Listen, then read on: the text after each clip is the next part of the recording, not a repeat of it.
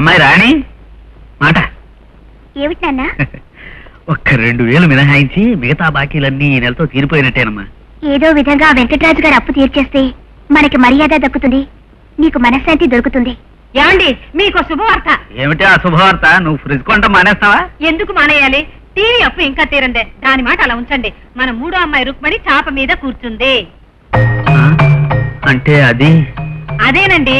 ఇప్పటి నుంచి డబ్బు ఏర్పాట్లు చేసుకోపోతే వచ్చే వారం ఆ ఫంక్షన్ ఎలా జరిపిస్తాం? ఈసారి అప్పు చేయకుండా సింపుల్ గా జరిపించేస్తే బాగుంటుందమ్మా. కరెక్ట్.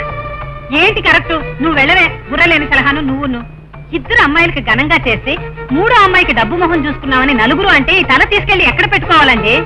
అది కాదే. ఇప్పుడు కాదు, అప్పుడు కాదు. ఆ వెంకటరాజుని కాకపోతే ఇంకొకళ్ళని అడగండి. అన్నట్టు మన పక్క పోషణలో దిగిన భాస్కర్ లేడు, అతన్ని అడిగితే పోలా? ఏమన్నా అనుకుంటాడేమో.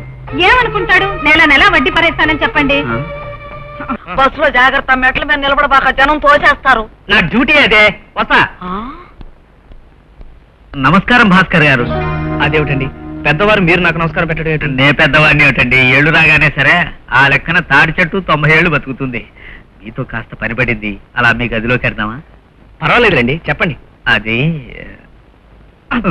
నసుకుతారు ఎందుకండి, చెప్పండి.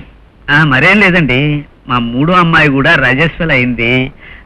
చుట్టుపక్కల వాళ్ళకి దగ్గర వాళ్ళకి భోజనాలు పేరంటం కాస్త ఘనంగా చేయాలని మా ఆవిడంటేను. నారాయణ గారు అప్పిస్తా అన్నారు. ఆయనకేదో జబ్బు చేసి హాస్పిటల్ అడ్మిట్ అయ్యారు.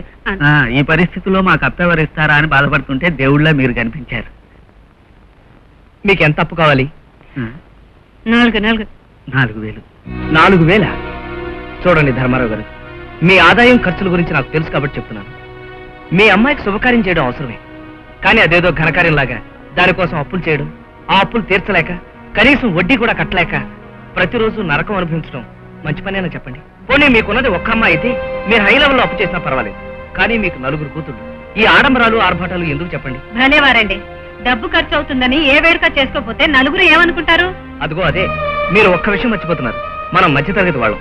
మన పరిస్థితి ఏమిటో మనం తెలుసుకోకుండా ఎంతసేపు నలుగురు ఏమనుకుంటారని మనల్ని మనమే అప్పుల్లో ముంచేసుకుంటున్నాం. ఈ ఉపన్యాసాలన్నీ ఎందుకండి? మీ దగ్గర లేదని ఒక్క మాట చెప్తే పోలే, మేము ఇంకెక్కడన్నా చూసుకుంటాం.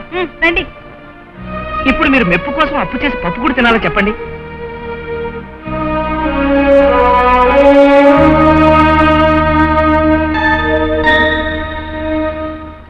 వాళ్ళు అలా వెళ్ళిపోయారు. నేనేమన్నా తప్పు మాట్లాడానండి? లేదు బాబు, మాలాంటి వాళ్ళకి అబద్ధాలు జీర్ణమైనంత సులభంగా నిజాలు జీర్ణం కావు. నువ్వు చెప్పిన దాంట్లో ప్రతి మాట ప్రతి అక్షరం నిజం. తినటం తిరగటం పడుకోవటం తప్ప మరో పని చేయని తిమ్మరాజులందరూ నిన్ను చూసి బుద్ధి తెచ్చుకోవాలి బాబు.